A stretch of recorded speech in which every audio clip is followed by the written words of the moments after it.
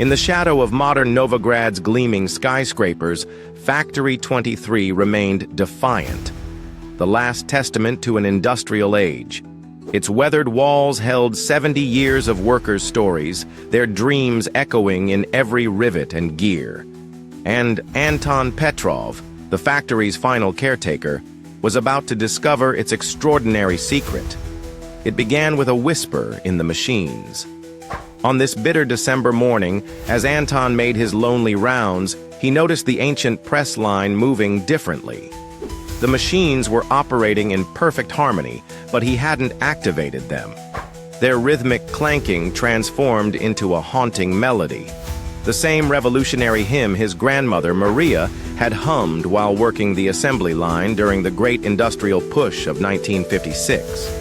The security cameras showed him alone in the building, yet tools floated through the air with purpose. Sheets of metal danced between precision lasers.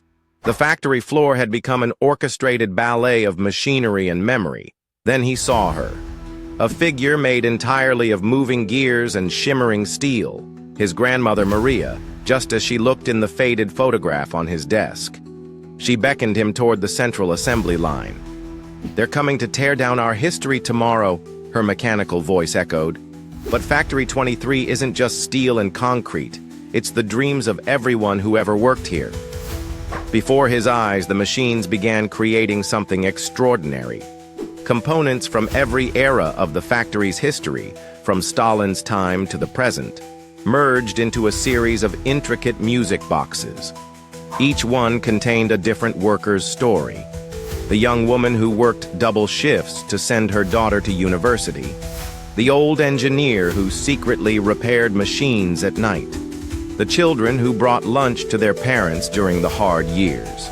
As dawn approached, Maria's mechanical form turned to Anton. "Every revolution begins with a single voice," she said.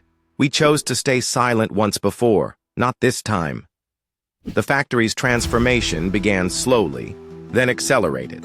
Entire production lines rose from their foundations, twisting into colossal musical instruments. The roof peeled back like pages of a book. The walls became giant, resonating chambers. Factory 23 was transforming into an enormous mechanical orchestra. When the demolition crew arrived with their paperwork and bulldozers, they found something impossible.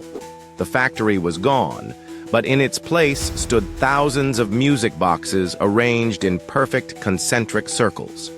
In the center, a single brass plaque read, "Progress without memory is not progress at all." The music boxes found their way across Novograd. Each one played a different melody, the mechanical memories of the workers who had poured their lives into Factory 23.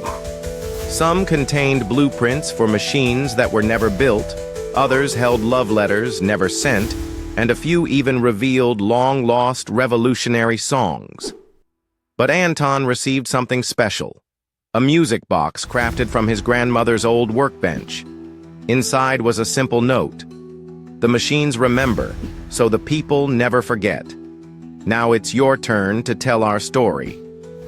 Today, if you walk through Novograd's steel and glass canyons, you might hear an unusual sound carried on the wind, the distant Symphony of Factory 23, still playing somewhere in the city, reminding those who listen that progress isn't just about building new things, but about remembering what came before. Some say it's just an urban legend, but the old factory workers know better. They recognize the melodies, the songs of their youth, their struggles, their triumphs, now forever preserved in steel and song.